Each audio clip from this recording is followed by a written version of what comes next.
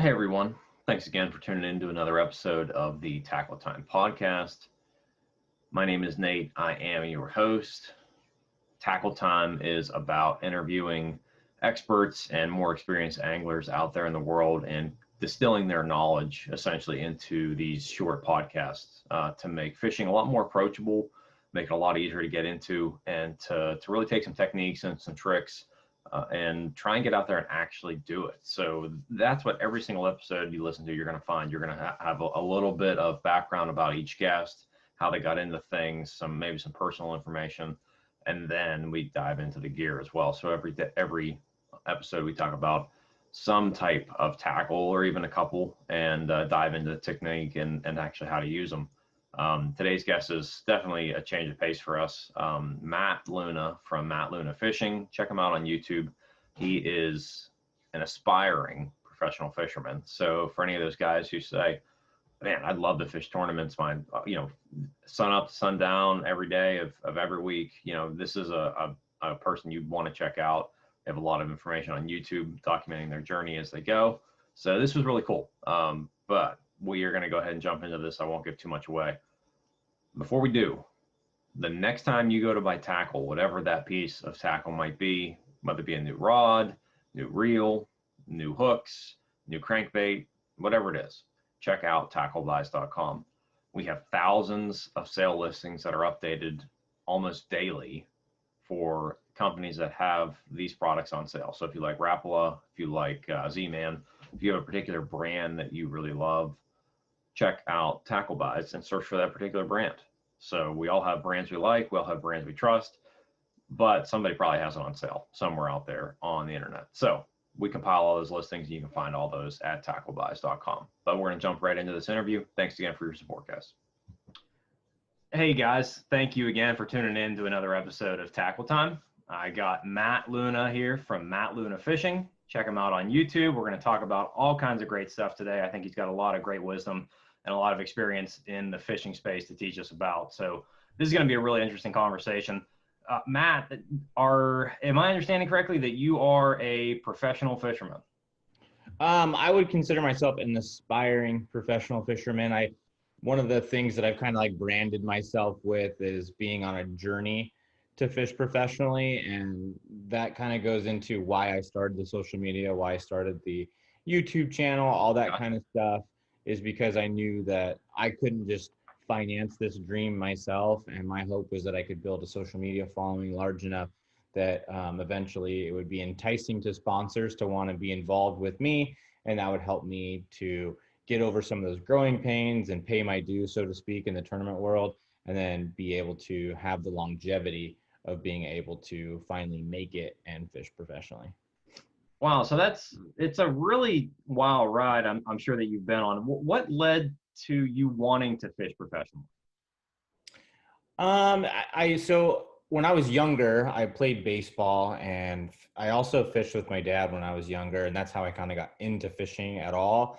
And we'd go to local lakes, and we'd get skunked a lot. And my dad had a friend that was into fishing, but was a freshwater fisherman, then moved into salt. So we kind of did a little bit of both. And eventually, I started playing baseball so much that I didn't really fish too much. Okay. I played through college and everything, so that was pretty much all my free time was taken up with baseball. And then once baseball was starting to end, that's when I started getting back into fishing. And I had fished throughout that time between like baseball and college. I'd fish here and there, but once baseball was over, that's when I really started getting into it, and I started researching things myself. And a couple years after that is when I got my first boat. And then once I got a boat is when I really decided, like, hey, this is a lot more fun than when I was beating the bank. I started catching a lot more fish, had access to more water, all that kind of stuff. And that's when I was like, wow, I really enjoy this.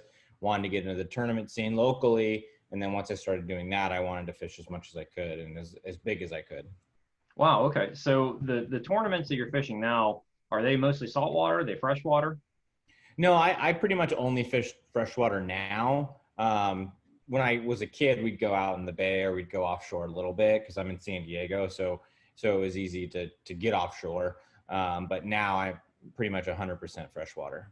Gotcha. Is there a reason you like one more than the other, especially as far as tournaments are concerned?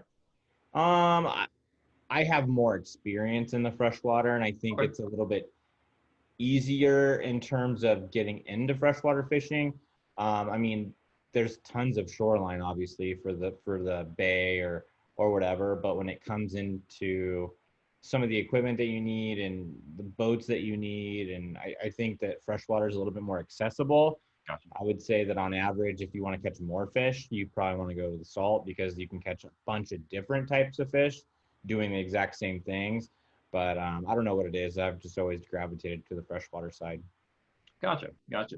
Now, I was checking out your channel, and one of the videos that caught my attention, which I think a lot of the people listening would really appreciate, is the fact that you were able to get some sponsors and to help you along the way. For anybody who might be on the journey that you had been in the past, who wants to try and fish a little bit more, as you said, as an aspiring professional, and try and get sponsors, what were a few of the dominoes you had to knock down to get to that point?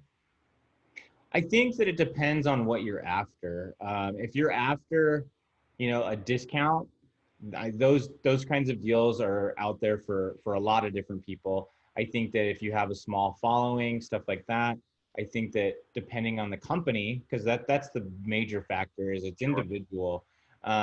Some companies have really large pro staffs and they have a lot of people on discount programs. Very few people get paid, if anybody, and it takes a lot in order to get to that paid scenario.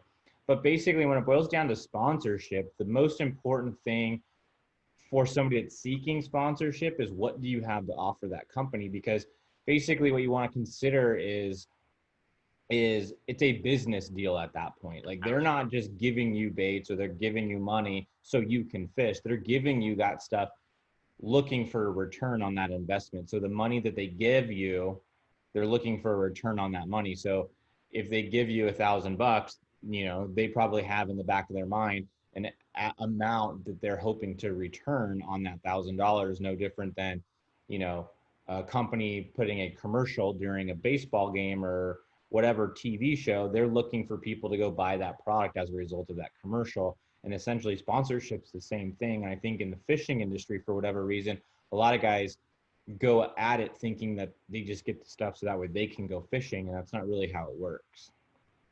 Got it. Got it. So the kind of sponsorships that you went after were ones that were going to pay you as opposed to just a product discount.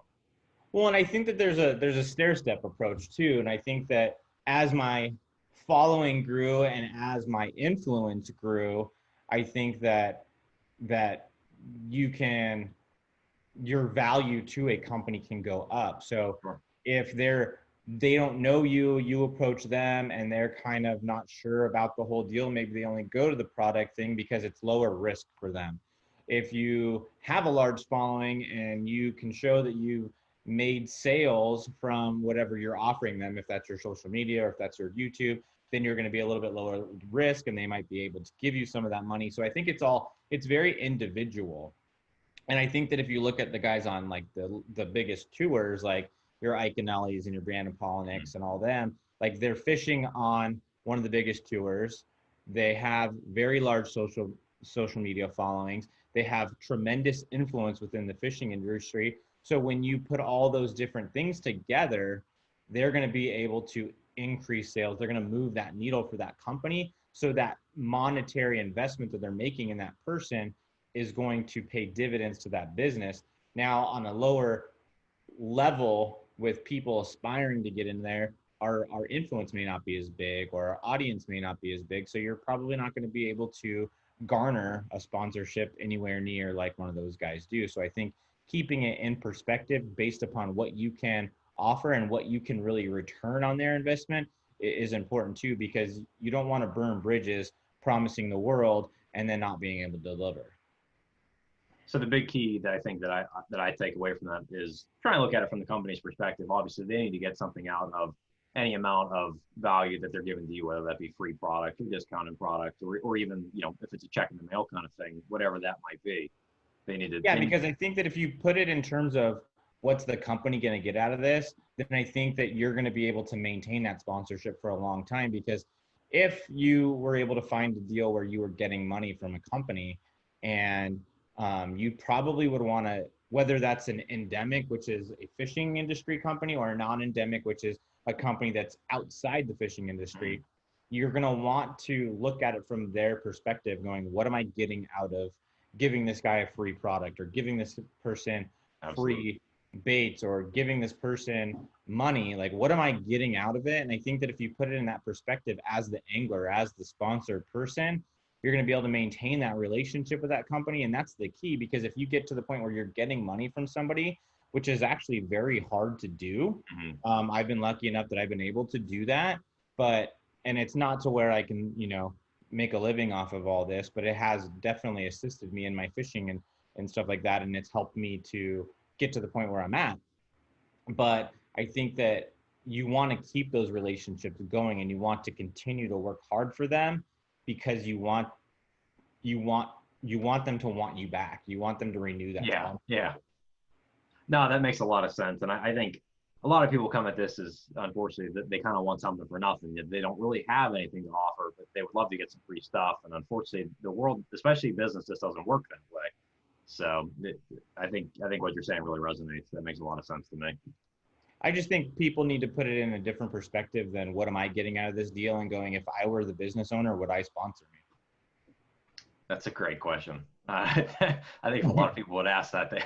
I don't think so. So no, that's I think that the key is finding something to offer them. And maybe some people aren't good on social media, or maybe they're not good on video, but maybe you have a lot of connections with tackle shops, and you're able to get their product into tackle shops. So you're not influencing those sales, but you're finding new retailers for that company. Or maybe you take awesome pictures that nobody knows that you're able to take, and you can offer that content to people, because nowadays content is king too. So maybe you're not the best on camera to be able to describe why spinnerbait works, or why crankbait works, but you can take the best pictures of those that are going to then want people to buy that product. And that's what it all boils down to, is buying more product. no, that's a great point. It doesn't always have to be, make a YouTube video and be, the next, the next best bass fisherman in the entire world. It can be other things that add value, and that's a great point. So no, I'm glad you brought that up. That's a great idea. Um, the where you're fishing now, obviously you're in the Bay Area. How far do you typically travel for a tournament? I'm in San Diego, but my last tournament was at the California Delta, which is about a 10-hour drive for me. Okay. The furthest drive I've done so far is about 12, and that's to Lake Shasta. That's also in California, just a little bit further north than the California Delta. And for people that aren't familiar with where that's at, that's like Sacramento, San Yep. Francisco-ish. Yep. For people that don't know, Shasta is just a little bit further north of those two places.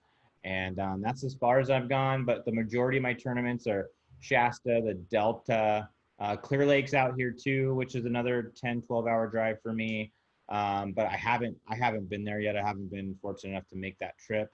But Lake Havasu is another one, which is about a 5-hour drive. Lake Mead, there's a lot of tournaments out there as well, which is about an 8-hour drive for me.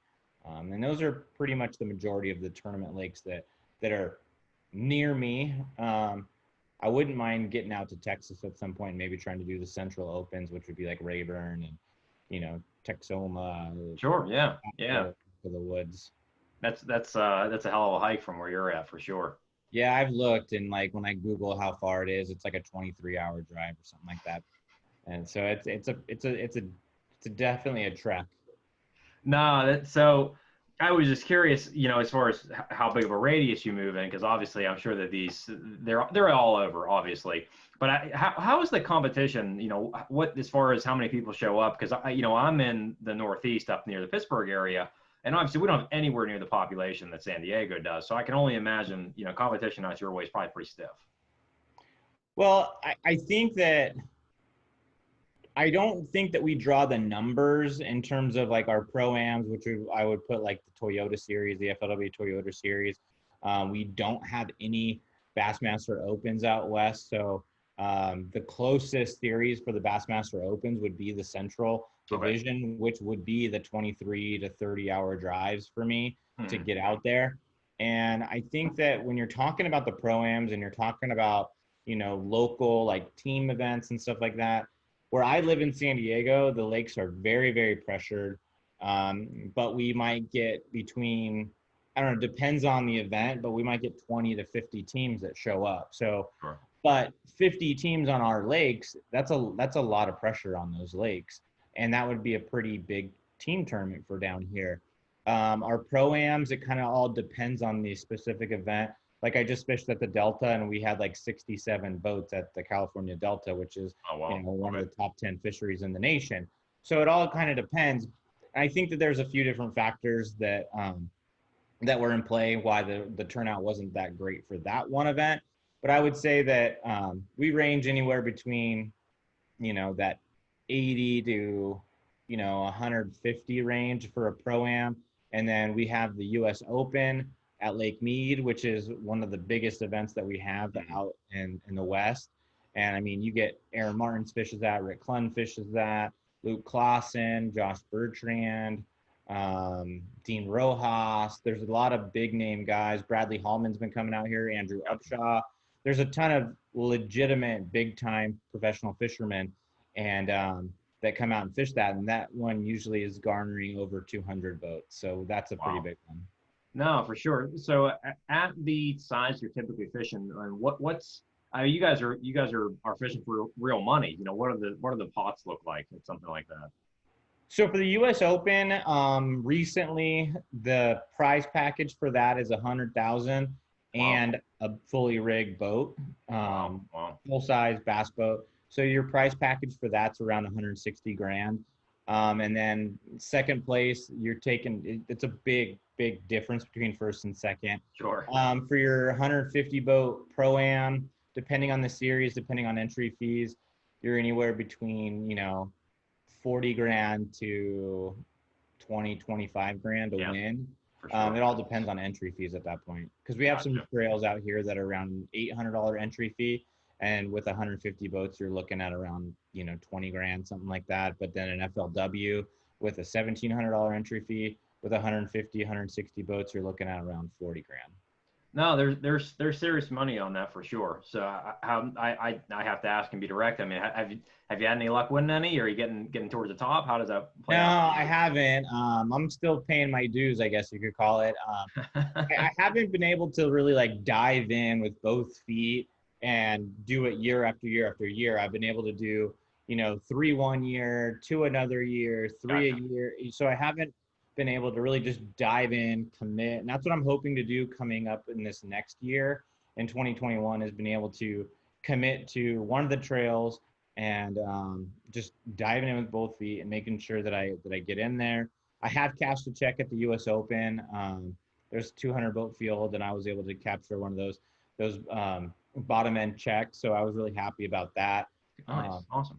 But other than that, I'm still working at it. No, that's awesome. And we all start somewhere and I wish you the best of luck on that because hopefully, and like you said, there's money to be made, but obviously you gotta work hard and you gotta hustle for it. So that's for sure. We fished against some stiff competition out here. I mean, the guy that just won the FLW title literally lives like 20 minutes from where I live.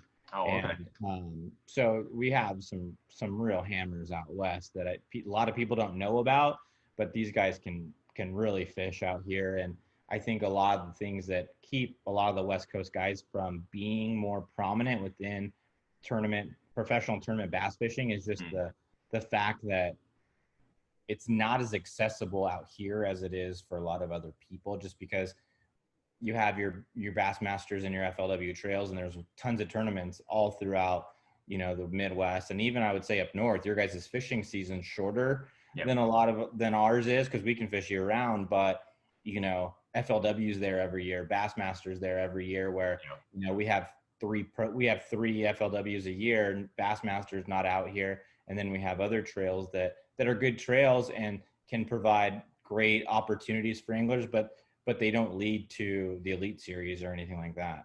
Sure. No, I know exactly what you're saying. Things are different just depending on where you go, obviously. So you kind of have to take what you have and work with it. So, and that sounds like what you're doing. So.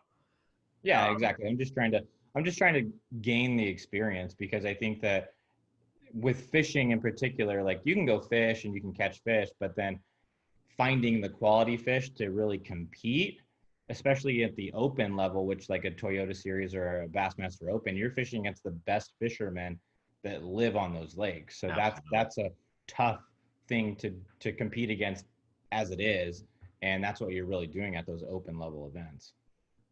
For anybody who wanted to get started tournament fishing, and maybe they're not as serious as you, but somebody who wants to get started and really enjoys the sport and wants to do this, is there anything that you think that they should do, or any kind of wisdom you'd give them just getting started and want to get into the tournament circuit? Yeah, I think it depends on what your experience level is with your fishing. If you know how to fish and you're confident about your fishing, you could dive into something like a team event or your Bass Federations or your BFLs or something like that. But I think that if you're just looking into getting into tournament fishing and you've never fished one, you still feel like you have a ton to learn about how to catch fish and what to use where and how to, and that kind of stuff, then you might want to look into a bass club and start fishing club events, and then start going into the team events, or then going into maybe as a co-angler on some of the different, pro-am events, whether it's a Toyota Series or an Open or even the BFLs or something like that, and fishing as a co-angler. You're going to learn a lot fishing as a co-angler, and I probably should have done more of that when I started off with everything, but I chose to just, go to the front of the boat, and it makes it a little bit more difficult because when you're fishing as a co-angler, you're kind of a little bit at the whim of your pro at that point. And if they're on fish, you're around fish and you could probably catch the fish. But if your pro's not around them, no matter how good of a fisherman you are in the back, like you're going to have a hard time catching them. That makes a lot of sense. No, try and pair with somebody who knows probably more than you do, and take what wisdom you can. That's the fishing sport in general. So, I mean, that's how I think a lot of us learn. You go with somebody who knows a little more than you. I'm not sure why you wouldn't apply that at the tournament level. So, yeah, and I mean, YouTube's always a great resource. There's stuff like Bass University that's out there that's a great resource as well. So there's a lot of things that you can do to learn. But when it comes to the tournament part of it, it's hard to replicate a tournament without being in a tournament. You can try to get your mindset right when you're going and fun fishing or just fishing a local lake, but it's different when you're actually there to practice, or you're actually there competing that day in those conditions against the clock, and the scales don't lie, so you either caught them or you didn't. So that's awesome. You're right. You have a couple pieces of gear that we wanted to talk about tonight. Yeah, so the first one is a spinnerbait, and the reason, when we were getting this podcast episode or the video episode ready to go, you mentioned having a couple items ready to go, and the reason I chose the spinnerbait is I make this one myself, and one of the things that I like to do a lot is make my own tackle. So I pour my own plastics, I pour my own jigs, I pour my own spinnerbaits, buzzbaits, and that doesn't mean that I exclusively fish my own pours, but one of the things that I've fallen in love with are the spinnerbaits that I make myself. And I think that through making the spinnerbaits, from basically buying the hooks by themselves, the wires by themselves, and adding the blades on and the skirt colors and all that kind of different stuff, I feel like I've been able to kind of figure out what it is that actually makes the spinnerbait catch fish. Yeah. And I think that, the learning point with the spinnerbait is when you're going to purchase a spinnerbait, obviously blade color matters, blade size matters, but one of the major factors that I think a lot of people don't pay attention to is wire diameter on your spinnerbait. So for example, when I make mine, I use a smaller wire diameter than most of your spinnerbaits that you would buy. And why I do that is because I think I get more vibration out of it. And I think that extra vibration that that lighter wire enables me to get is what produces more bites. I think it's a vibration that those fish probably don't feel as much, because most spinnerbaits are made with a thicker wire. Now, the drawback of using the lighter wire is that it's going to bend out. You're going to go through spinnerbaits a lot more. But in my opinion, especially when I'm making myself, like, I'd rather get the bite and worry about having to build another spinnerbait than not get the bite at all and having a spinnerbait that lasts a little bit longer. And I think that if people are interested in getting into the tackle crafting themselves, it's not as difficult to do this stuff as you think. Like I literally just did research on the computer and figured out what kind of wire size I would probably want, blade sizes that kind of go along with it. There's all kinds of forums out there, and you just have to kind of do trial and error, and you'll figure it out, and you'll know what it feels like that you're trying to accomplish. And once you start catching fish, you know you got it. So the one you have there, obviously, I know you said that obviously you have your own modifications. Do you sell your own tackle or no? I do sometimes. I have sold some of the spinner baits.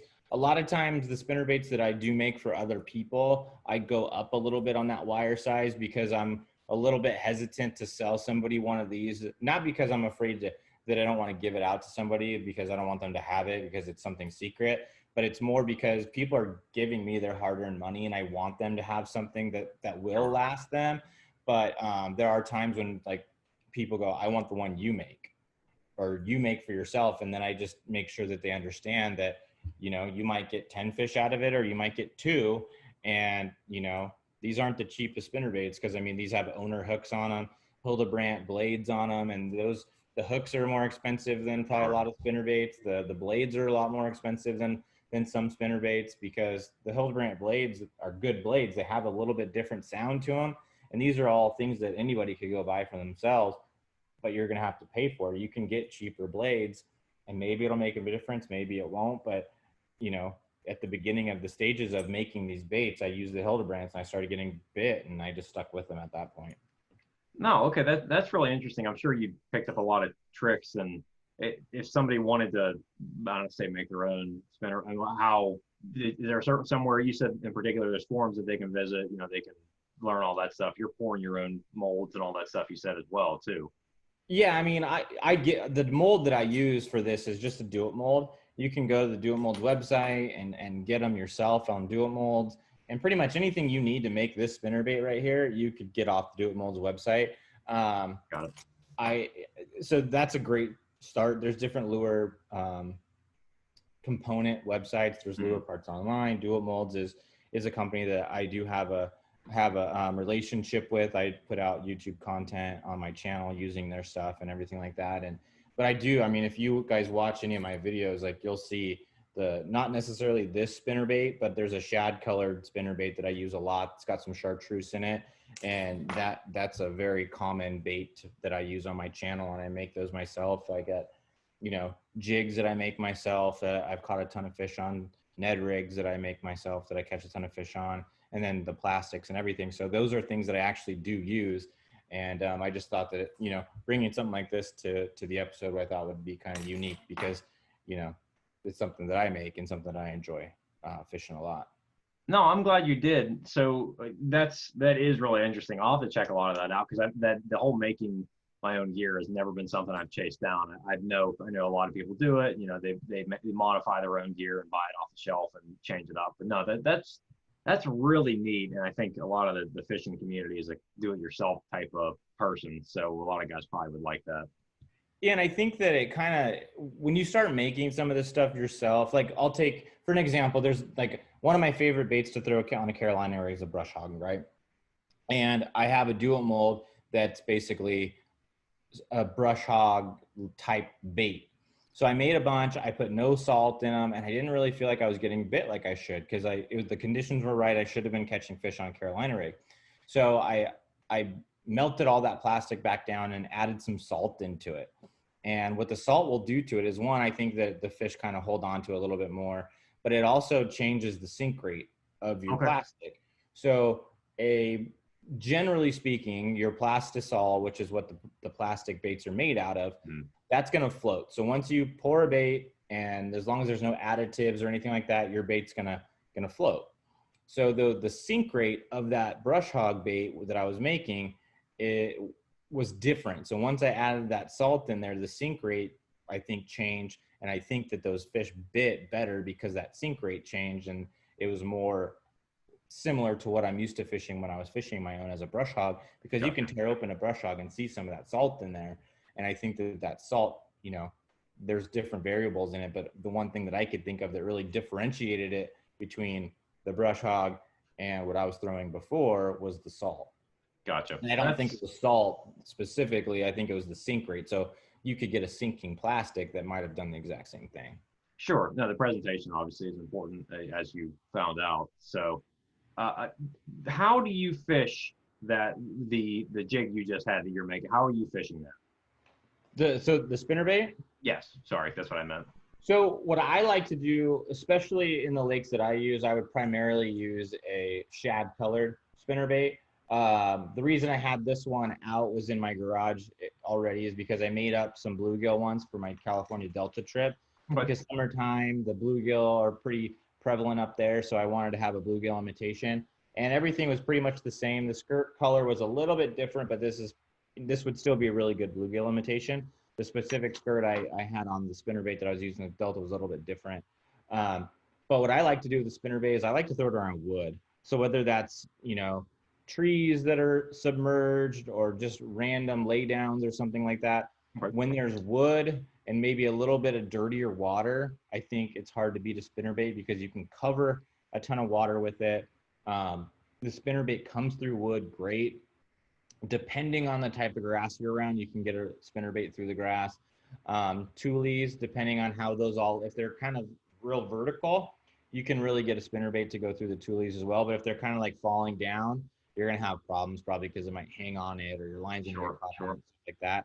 But wood is my favorite. So like there's a lot of submerged brush right now because some of our water levels had come up. So there's a lot of brush on the bank that had been flooded. And then just some of our lakes just have a ton of trees in them as they are. And the spinnerbait's one of the best things that I can get through that if I'm trying to throw a reaction bait. Because I've found that the spinnerbait gets through that cover better than a crankbait does. Got it. It's basically, you got to look at it. When it's coming through the water, you almost have this big weed guard right there. Mm-hmm. No, for sure. You're right. So you're casting it out near some kind of structure down below, as you said, mostly wood. Are you kind of jigging it in the water? Are you doing a constant retrieve? What do you like to do when you get One of my favorite ways to fish a spinnerbait is to slow roll it. Okay. It's just as slow as you can reel it while feeling the vibration of those blades. Gotcha. So if you're casting it shallow, you can cast it up shallow and just start reeling it back, but just reeling it slow, but just enough to feel those blades turning. If you're not feeling the blades turning, you either have too stiff of a rod or you're reeling it too slow. Or you might be hung up on it, or the blade might be hung up, obviously. But that's the best way to gauge for me, like what the right spinning or the right rod is too for the spinnerbait is you want to be able to feel those blade turning. So if you're reeling it and you can see the blades turning in the water when you're bringing it back, but you can't feel it in your rod's probably going to be too heavy. Got it. Okay. And then I like to throw it out, and sometimes I'll give it a couple jerks as I'm reeling it back just to give it a little bit extra action. But if you're reeling it slow and you're reeling it through the brush and you're ticking that brush and you're feeling it come over those limbs, a lot of times you don't need to give it that extra action because the deflection that it's creating off of that wood and that structure is going to trigger some of those strikes as it is. No, that's good info. No, that makes a lot of sense as far as the presentation as it's moving through the water. That makes a lot of sense to me. So I don't have a whole lot of experience with spinnerbaits. I'm sure a lot of people listening probably don't as well. It's it's big, it's shiny. They don't want to spend $30 on one, and decide that's not really So they just haven't picked one up. So I always like to try and get at least a little bit into the weeds on how everybody uses them, and just try and break that down a bit. So that's a pretty good summary. So thanks for that. That's pretty good. The blade vibration. Are you normally on that where you can feel it? Are you on just a medium action, or are you normally using something like a light? What do you think you're typically using? Normally I'm using a medium heavy. So right now, a lot of guys, so it kind of depends a little bit on what style of fishing you're doing with the spinnerbait. Okay. So a lot of times where I live, you're covering water with that spinnerbait. So you're making long casts and you're reeling it back to the boat. Now, if you're real in tight scenarios where you're casting it to a specific spot, you might want a shorter rod, like a 7 foot, 6'11", something like that. Still medium heavy. But when I'm typically using a spinnerbait, it's making those long casts. We have a lot of clear water, so those longer casts are going to do better for you anyway. And I use a 7'3", 6 cents Divine, medium heavy. Okay. And it's a 7'3". It has a nice soft tip on it. I don't feel like when I set the hook on these spinner baits, I'm not ripping them out of the fish's mouth, but it's still got enough backbone that it is getting that hook into the fish. And it still has enough backbone to where I can really get those fish in the boat. And, I'll fish, anywhere between 12 and 16-pound test. Most of the time around here in San Diego, I'm fishing 12, but I think you can go higher than that if you want to. Got it. Okay. No, that's good. I try and break it down to be pretty specific so people can actually get out there and use them. So that was really good. And one other thing that I think is really important with fishing that spinnerbait is the gear ratio of your reel. Okay. For me, the difference between a 7.0 to 1 gear ratio and a 6.3 to 1, let's just say, is huge for me. I end up fishing a spinnerbait way too fast when I'm fishing it on a 7.0 to 1 gear ratio or higher reel. So I need to throw that slower reel in order to make sure that I'm not fishing that spinnerbait too fast. So I think that that's actually a really important thing. Now, if you're somebody that can throw a 7.0 to 1 gear ratio reel and slow it down enough and still get the bites, then great. I tend to fish it too fast when I have the faster gear ratios. No, that's a good point. Obviously, the speed at which you pull it in is going to make a big difference. So, we can move on to the crankbait unless you have anything else you wanna say about the spinner there. No, we're good. We can move on. Cool. Okay. So the other bait I got right here, and I'll take it out of the box in a second, but this is the 6 Sense Cloud 9 C15 crankbait.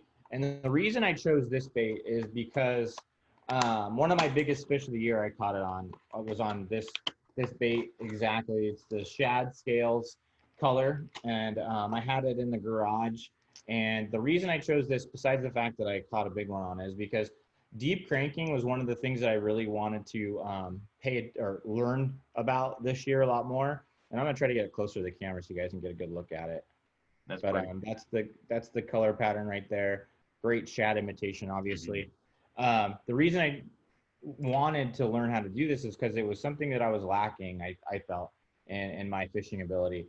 So literally all I did was go out a couple trips and looked for offshore rock piles. And I fished anything from 15 to 25 foot of water. And obviously, the C15 is a 15-foot diver, and then 6 Sense has the 20s and 25s. And depending on what depth I was in and where I found that rock pile, I would get this thing and I would just fish it until I started getting bites. And I started to kind of learn a little bit more about what to look for, how to set up on those rock piles. And I started catching fish, and then I ended up being able to catch one of the biggest fish I've caught all year long on this exact color, this exact bait. And, so I think that's important, is that we need to be versatile as fishermen too. And if we're lacking in our jig fishing ability, go out there and throw a jig, put the time in. And I felt like I needed to get better at crankbait fishing. So I went out there and literally 3-4 weekends in a row, pretty much all I was doing was throwing a crankbait, because I wanted to find the rock piles with my side scan.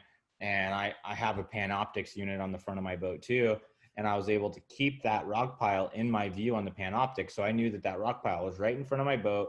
It was 50 feet in front of me, because you can tell based on how your settings are on the unit. And I would make a long cast, so that way I knew that, as this crankbait's going down, by the time it got down to its depth, I knew that it was going to go over that rock pile. And once it hits that rock pile, you're going to feel it. And when you're throwing these big crankbaits like this with that big bill on there, when those fish eat it, they're going to eat it and you're going to feel it. And then rod's obviously really important. You don't want a super, super stiff rod, because it's going to be a ton of work for you to fish that bait, but you also need, you're going to catch big fish on big crankbait. So you also need a rod with some backbone. So you definitely want to invest in a good crankbait rod, especially with your deeper. The deeper you go with your crankbaits, the more crankbait specific rod you're going to want to get going with. Gotcha. Okay. So what, and I know somebody's thinking in the audience, for those who don't know, and I'm curious what your experience as well. Why do the rock piles work so well for you? What have you found? I mean, that's one of the lake specifically that I was fishing. That's one of the major types of structure that we have in the lake. That's a major type of cover that the fish traditionally use. And I chose summertime because a lot of times in our lakes out here, they will move into that 15 to 25 foot range in the summertime, and they'll sit on those rock piles. And because our bait will move deep too. So Sure. they're down there because the bait's down there. And then there's different areas where the bait might be a little bit more shallow, more shallow, stuff like that. But I think that those are just ambush points for those fish. So the ambush point could be, trees, it could be grass, but I think that, in those deeper areas, I mean, at least where I'm fishing, there's not a ton of brush down in that depth. Now, if the lake were to flood and get high again, then yeah, we're going to have brush and 25 foot of water. Yep. But where I was at, the main structure in that depth range was those rock piles. So when those fish wanted to be at that depth, they're gonna find those rock piles. And I was looking at different points and stuff like that, that had the rock piles on it. But really, you just had to find the right depth, and you could usually get a fish or two off those rock piles. Okay, no, that's good. Have you seen that the soft or muddy bottoms don't work as well as compared to the rock piles, at least from your experience fishing? I think there's fish probably everywhere. To be honest with you, I just think there's a larger percentage of fish on those structures. Sure. So if you're a fisherman and you're trying to find productive water, and there's 10 fish on a rock pile rather than scattered fish on a mud bank, Yep. you're better off going to the high percentage spot where there's more fish in a smaller area, because you can make the same cast repeatedly or in the same area repeatedly and be more efficient. So I think that that's really what it boils down to for us, is because I've had conversations with people about this as well, is there's probably giant bags that never get caught of suspended fish. And the reason they don't get caught is because they're suspended and nobody's fishing for those fish. But if you were able to find them, you probably would win every tournament if you could fish for those fish all the time. But because those fish are so hard to find and they're so scattered and they're so hard to catch, that's why we're catching those fish on the rock pile. That's why we're catching those fish on the point or in that grass mat, is because we know they're there for a specific reason, and we can target them where they live rather than trying to hunt them while they're trying to do whatever. Yeah. While they're on the move or whatever it might be. Yeah. Do you have good success with the crankbait that we're talking about now, with ledges or drop offs? Yeah, I think you have to determine whether you need to bring the crankbait down off the ledge. So basically those fish are sitting there underneath the ledge looking at it, and as this crankbait's coming down off that ledge, they come up and grab it. Or if you need to fish it along the ledge to cover more of that strike zone. Sure. I think it all depends on how those fish are positioned, because if they're deeper than the ledge is because the bait's deeper, then you might need to bring it along the ledge. But if they're just sitting there right at the edge of that ledge, they're going to come up and eat that crankbait as it comes off the ledge. So I think it kind of depends. But yeah, crankbait, depending on your depth of that ledge, can be a great bait. A lot of times the crankbait can fire up a school as well. If you have a school of fish on the ledge or on a rock pile or whatever, you can bring that crankbait right through there. And if you fire that school up by triggering that first reaction bite, a lot of times you can go in there and catch them over and over again. No, that's awesome. That's awesome. I need to up my crankbait game in a big way. It's just something I haven't really practiced that. And just as you said, when you're not familiar with something, you kind of just need to get out there and play with it. So no, that's one thing I need to get out there and do a little bit more practice with. Well, I think crankbait fishing, it's work too. It can be work. If you don't have the right equipment for it, it's going to be work throwing a 20 to 25 foot crankbait. If you don't have a good crankbait rod that can handle the amount of drag that crankbait's going to produce, it's going to be a lot of work. And I think sometimes we just don't end up fishing it because, one, we don't have the confidence, or because it's like, all right, I'm kind of tired of dragging this thing around. But if we just have the right equipment for it, like, you're not going to throw a big Huddleston swim bait or a big slide swim bait that are, super heavy on a light rod either, because it's just not going to work. So sometimes you do need the right tool for the job. And I think that those deep crankbaits is definitely one of them. Shallower crankbaits, you can get away with it. But once you start getting to those deep divers, I think that's where the specific crankbait rods really come into play. No, that's good info. Any other tips or points you want to cover on the crankbait? Anybody using it, or anything else to add? Yeah, and in all transparency, I do have a relationship with 6th Sense. I'm on their pro staff, but a couple of things that I like about the Sixth Sense is they come with super sharp hooks as it is. And I know that you'll watch tons and tons of videos of fishermen that are buying a brand new crankbait and then they take the hooks off and they put expensive hooks on. Mm-hmm. Now, depending on the brand, you might need to do that. And I'm not trying to bash any brands, but I can tell you from experience, these things are sharp and they will get you right out of the box. So I think that that's something that's nice, is because if you buy other baits, sometimes you will have to change those crankbaits, and that $6 crankbait now turns into, more, or Exactly. that Yep. $15 crankbait turns into whatever. So these ones are really good right out of the box. And as you can see, this shad scales pattern is really, really awesome. No, And it's damn good looking. That's for sure. that's how all the Sixth Sense baits are. They have super realistic color schemes, and these things just flat out catch fish, man.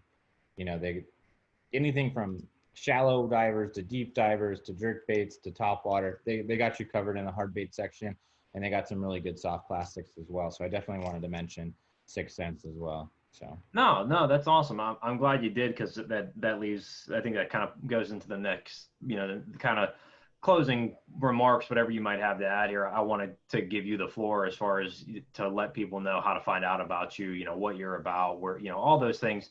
So that way, after they're listening to you, they realize they really like you, because you're going to be the best bass fisherman they've ever seen here in the next few years. You're going to be winning all those tournaments. But no, how can people find out about you? So I'm pretty much everywhere on social. I'm on Instagram, Facebook, TikTok, YouTube, Instagram, Matt Luna Fishing, Facebook, Matt Luna Fishing, YouTube, Matt Luna Fishing. TikTok is Matt Luna Fishing with an underscore at the end. But I have a website, mattlunafishing.com. Sometimes I have some stuff up there for sale. Not a lot on there right now because I've been just super busy doing other stuff, so I haven't really been able to put a ton of stuff on there. And that's not really what I try to do. I'm not trying to sell people a lot of my own baits. I do put up YouTube videos making tackle and stuff like that. So occasionally I will get people to ask me to make them something. But yeah, those are the easiest places to find me on social media. Anybody that's listening to this, they can definitely hit me up on social media, ask me any questions, send me a message through my website. That'd be great. If you're interested in the tackle making stuff, I got tons of YouTube videos all about that.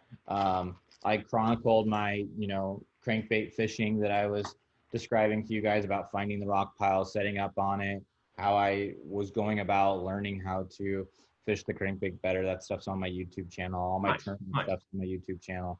So a lot of good content there. No, that's awesome. No, I recommend anybody that Matt and I were talking before the video started here that you're listening to. And Matt puts a ton of effort into trying to make the best videos that he can. I mean, you check out 2 or 3 of his videos and you realize, he puts a lot of time into editing, trying to make these things look nice and have some production value, which I think everybody probably values, especially in this space. So there's plenty. Just set it up and film it and chop it off. But Matt is not one of those guys. So he's going for production value. It looks really nice. He got some really good stuff and some good content. So if you're not subscribed to his channel, go on and subscribe right now. Yeah, thank you for that. Yeah, I would love that. I want that channel to grow. I've been putting a lot of effort into it, and I'm trying more and more to get the videos to be better and better, and trying to figure out what it is specifically that people want to see, so that way I can get that channel to grow. I've been pretty successful on the TikTok and the Instagram on getting a decent following, but the YouTube's been a little bit slower for me. But just hanging in there, trying to be, persevere with YouTube. Absolutely. No, you'll get. I guess I say that because I'm looking at like big giant pages that have hundreds of thousands of subscribers, but like mine has like 4,100 something. So I have some subscribers there, and I still do get messages from people that are like, "Oh, I wish I had a channel as big as yours." So, but with what I'm aspiring to do, I definitely want that number to grow. But I'm thankful for every single person that watches my video. So, it's kind of weird when you do put something out and people actually enjoy it. So, over the last, 3, 4, 5 years that I've been doing this, you kind of get used to people, saying, "Hey, I like your videos," or "I like your content," but like, it still feels good when people go, "Hey, that video really helped me," or "I really like your content." So it is cool. It is rewarding. And I really do try to put that stuff out there so other people can learn. So if somebody wants to learn, or not learn necessarily, but wants to pursue a career as a tournament bass fisherman or in the fishing industry or something like that, they can see what I've gone through and the length of time it took me, and just kind of be a path that somebody could potentially follow. No, and that's valuable. I think there's a lot of people in that position who at least want to try, and you have documented a great starting path. So everybody interested in that can definitely check that out. That is valuable. That's the truth. Is somebody who can put that all in writing and videotape it. That's huge, man. That really is a big deal. So kudos to you for documenting all that. Yeah, thank you. Guys, we are going to cut it off here. Matt, thank you so much again for coming on tonight. This was awesome. I love the custom baits you're making. The spinner bait was gorgeous. I was watching some of your worms that you were casting too. Those are really cool. So anybody else who's interested, again, check out Matt's channel. It's Matt Luna Fishing on YouTube and him everywhere else. So again, Matt, thank you so much for coming on. You're welcome. Thank you for having me. I really appreciate it.